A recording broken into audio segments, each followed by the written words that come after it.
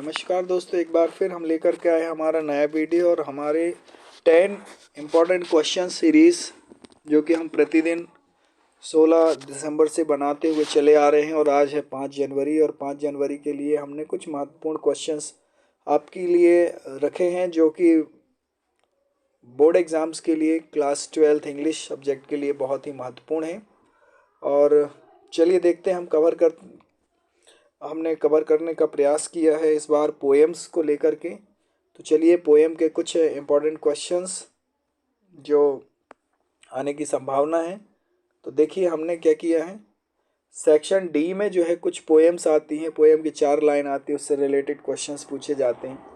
तो मोस्टली हमने इस वीडियो में उसी के बारे में चर्चा की है। तो शुरू करते हैं हमारा आज का वीडियो माय मदर एट 66 से। ये हमने आपको बता दिया है, हालांकि एग्ज़ाम्स में इस तरह से नहीं बताया जाता। एग्ज़ाम्स में तो 4 लाइन इस तरह से पोएम की आती हैं और उसी से रिलेटेड क्वेश्चंस पूछे जाते हैं। तो चलिए हम ज़्यादा देर न करते हुए पढ़ते हैं हमारी आज के एक्सट्रैक्ट क्या है। तो क्वेश्चंस किस तरह से आता है पहले हम ये देख लेते हैं।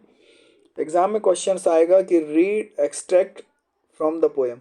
इसमें यह आएगा कि read the extract and answer the questions given below. Okay, तो इस तरह से आपको 4 लाइन मिलेंगी पोएम की। तो हम पढ़ते हैं। पहली 4 लाइन किस पोएम से हैं आपको पहचानना है। Driving from my parents home to Cochin last Friday morning, I as my brother mother beside me, doors open mouth, her face ashen like that of a corpse, and realized with pain that she was as old as she looked but shone। इस तरह से 4 line यहाँ पे आई हुई हैं और आपको इससे रिलेटेड क्वेश्चंस दिए गए हैं। तो पहला क्वेश्चन देखें, which day is described in the above extract. इस एक्सट्रैक्ट में कौन से दिन की बात की गई है। ऑप्शंस मिलेंगे, बहुत सारे दिनों के नाम लिखे रहेंगे। तो इसमें देखिए फ्राइडे, तो आंसर क्या हो जाएगा फ्राइडे। नेक्स्ट है give opposite of the word soon का अपोजिट आपको बताना है।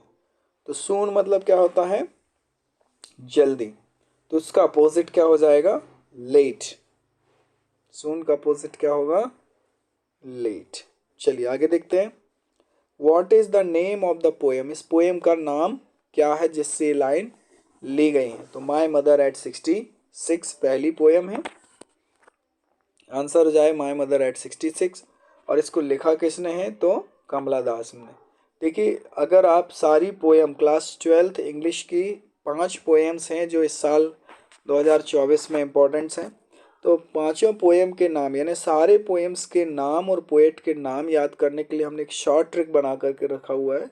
और इसकी वीडियो भी आपको इसी डिस्क्रिप्शन लिंक में मिल जाएगी या फिर हमारे इस चैनल में आप देख लीजिए। तो बहुत आसानी से एक वीडियो आप देखेंगे, 2 से 5 मिनट का वीडियो है और उस निश्चित रूप से आपको सारी पोएम्स के नाम और उनके पोएट के नाम भी याद हो जाएंगे। तो आप उसको ज़रूर से देख लीजिए। My mother at 66 bye Kamala दास। आगे देखते हैं, ये इस तरह से 3 क्वेश्चंस आएंगे। अब अगली देखें, अगली लाइंस क्या लिखी हुई हैं। But after the airports security check standing a few yards away, I looked again at her when pale। अब ये 3-4 लाइंस ये जो सामने लिखी हुई हैं, आपको इससे रिलेटेड किस तरह से क्वेश्चंस आएंगे और आगे देखते हैं कि अभी और लाइन बाकी है इसकी, ये देखेंगे। इस तरह से हम पढ़ेंगे। As a late winter's moon and felt that old familiar ache my childhood's fear, but all I shed was see you Shunama, all did was smile and smile, all I did was smile and smile। ये lines आपको पढ़नी और याद रखना। Question है why did the poet look at her mother again. यानी poet जो अपनी माँ को दोबारा से फिर क्यों कहता, टू से समथिंग टू हर, उससे वह कुछ कहना चाहता है इसलिए वह वापस अपनी माँ को देखता है। ओके, आगे देखते हैं। Which of these has the poet compare mother's face to. Mother face से किससे उसने कंपेयर किया तो ये लेट विंटर्स मून से, किससे, लेट विंटर मून से उसने कंपेयर किया है। आगे देखते हैं, which of these was the reason of mother's pale fish, mother's old age and depleting energy. किस कारण से जो है उसने ये मदर्स का फेस जो है येलो पड़ रहा है यानी मुरझा रहा है। तो कारण क्या है उसका, तो रीज़न क्या है, ओल्ड एज यानी बूढ़े होने के कारण, बुजुर्ग होने के कारण, एंड डिप्लीटिंग एनर्जी, और उनकी जो एनर्जी है वो ख़त्म होने के कारण, चूँकि बुजुर्ग हैं। चलिए आगे देखते हैं हम।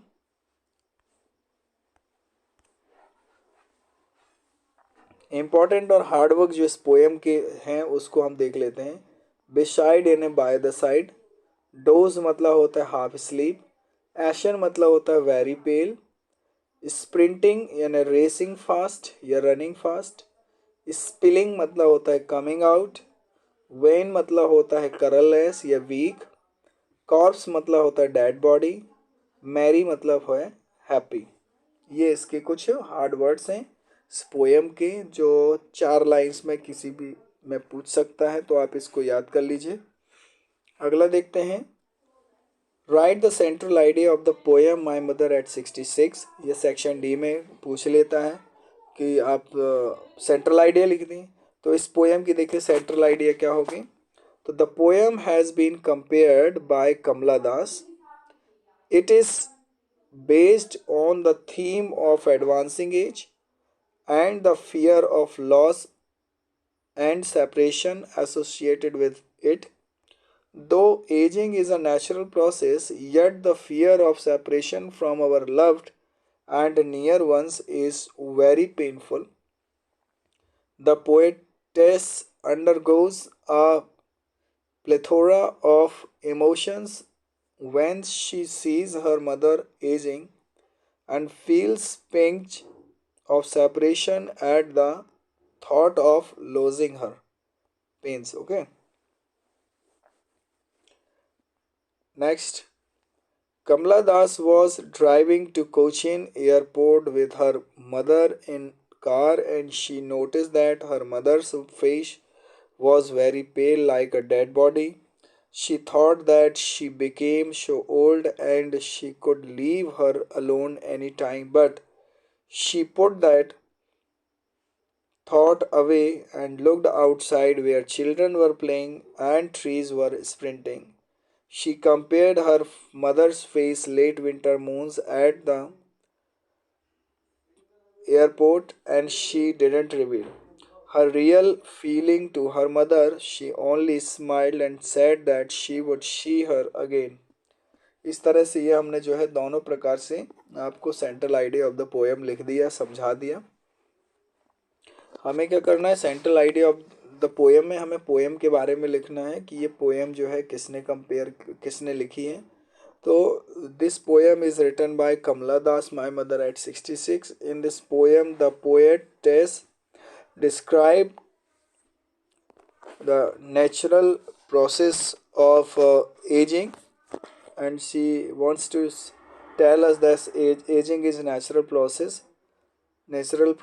and she described about her mother's conditions and she compared her face like late winter's moons। इस तरह से हमें कुछ इस पोएम के बारे में लिखना है सेंट्रल आइडिया के रूप में। चलिए हम देख लेते हैं अगले क्वेश्चंस क्या है हमारे पास। तो question number 3, fill in the blanks, section C में आते हैं, उसको देख लेते हैं। कुछ क्वेश्चंस हमने लिखे हुए हैं। The bank dash some interest for your money, तो गिव या फिर गिव्स, तो गिव्स आ जाएगा। She dash taught in this school, she has या फिर शी हैव, तो सी हैज़ आ जाएगा। ठीक है, आगे बढ़ लेते हैं। She dash play cricket, do not या फिर डिड नॉट, तो she did not play cricket. Dash public libraries that we have are not well equipped, some, any या फिर अदर, तो other public libraries that we are not well equipped. Okay, next है have you taken part dash all India competitions. तो answer है in any all India competition. Do as directed, section सी।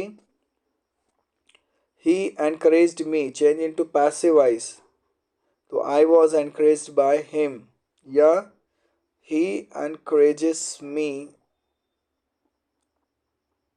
इसका भी हम sentence बना सकते हैं I am encouraged by him. You hit the ball hard, voice change करना है, the ball was hit hard by you. My father is reading the newspaper, a newspaper is being read by my father. The bag was yellow. The bag contained money, combined using relative clause. The bag which contained money was yellow. To see you is a real pleasure. Rewrite using it. It is a real pleasure to see you. It का use करके कैसे हम sentence को combine कर सकते हैं, तो ये कई बार आ जाता है, बहुत इंपॉर्टेंट है। To see you is a real pleasure, तो हम क्या करेंगे, इट का यूज़ करना है। तो it is real pleasure to see you, इस टू सी यू को हम इस तरफ कर देंगे और उसकी जगह पे हम क्या लगा देंगे, इट इज़। ओके, आगे देखते हैं। With the help of following inputs right a paragraph the value of games and sports. आपको क्या करना है, ये सेक्शन बी में पूछा जाता है। ओके, 4 नंबर का क्वेश्चन है। वैल्यू ऑफ गेम्स के बारे में आपको क्या लिखना है, एक शॉर्ट पैराग्राफ लिखना है, जिसको आप ऐसे भी कह सकते हैं, द वैल्यू ऑफ गेम्स के बारे में आपको लिखना है। तो याद नहीं हो तो आप याद कर लीजिए, इसका स्क्रीनशॉट ले लीजिए। और ये बहुत ही छोटा सा हमने लिखा हुआ है, उम्मीद है आपको ये जल्दी समझ में आ जाएगा। और आप इसको स्क्रीनशॉट ले लीजिए और इसको कॉपी में नोट कर लीजिए और फिर इसको याद भी आप कर लीजिए। Games and sports are necessary for man's life. खेल जो है मनुष्य के जीवन के लिए बहुत महत्वपूर्ण है। They not only provide recreations but also make sportsman healthy and removes monotony, यानी ये न केवल हमारी लाइफ के लिए यानी हमें हेल्दी बनाते हैं, बल्कि ये जो है हमारी बोरियत को यानी उबाऊपन को भी दूर करते हैं। Games and sports begin from student life, यानी बचपन से ही जो है गेम्स एंड स्पोर्ट्स शुरू हो जाता है। Even after student a man can continue to play game so long as his age and health allowed to a student along with studying their subject involving mental work. Students need recreation for refreshing themselves and helps in learning good habits and discipline. There are other sources of recreation like music, drama and cinema. ये भी जो है हमारे recreations यानी freshness के लिए ज़रूरी हैं, लेकिन गेम इसमें सबसे अच्छा साधन है। But the games and sports are the best source of recreation because they make our body healthy. न केवल ये हमें जो है इंटरेस्टिंग बनाते हैं हमारी लाइफ को, बल्कि ये हमारे लिए हेल्दी भी होते हैं हमारी बॉडी के लिए। Games develop equality and brotherhood among sportsman who become good and useful citizens to the society as well as the nation. Nowadays, the government of various countries have understood the importance of games and sports and provide all possible encouragement, facilities and financial assistance to the sportsmen. This way, the sportsmen individually also earn name, fame and money. और sports से लोग जो है नाम भी कमाते हैं, famous भी होते हैं और पैसा भी कमाते हैं। इसलिए importance of games and sports कितना अच्छा है, इसको आप, ये बहुत ही छोटा हमने लिख करके रखा हुआ है, इसको आप पढ़ लीजिए। उम्मीद है आपको आज का वीडियो अच्छा लगा होगा। थोड़ा सा लेंथी था, लेकिन बहुत ही इम्पोर्टेंट चैप्टर्स हमने इस आज के वीडियो में कवर किए हैं। चलिए मिलते हैं हम हमारे अगले वीडियो में। प्लीज़ सपोर्ट ज़रूर करिए। सब्सक्राइब अभी तक नहीं किया तो सब्सक्राइब कर लीजिए और आगे की वीडियो की नोटिफिकेशन आप तक पहुँचे इसके लिए आप बेल आइकन ज़रूर प्रेस कर लीजिए। Thank you so much, bye bye.